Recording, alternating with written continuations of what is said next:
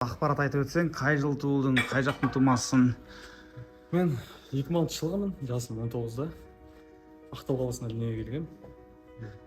Қол күресті мен 14 жасымда бастағам. Әкем тренер, қол күрестен осы Маңғыстау облысы ашқан қол күресті Роман Мустафаевич деген. Содан мен негізі басында мен футболист болғам. Қол күреске бүйтіп қатты қызықпағам. Жарыстарға қатысып жүрген, 10 жасында сондай бардық. Содан кейін 2021-де дайындалып бастадым қол күрестен. Желание келді.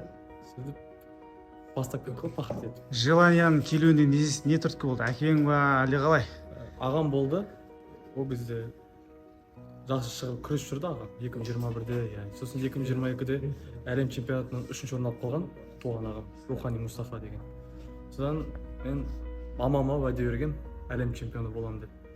24-те әлем чемпионы болдық.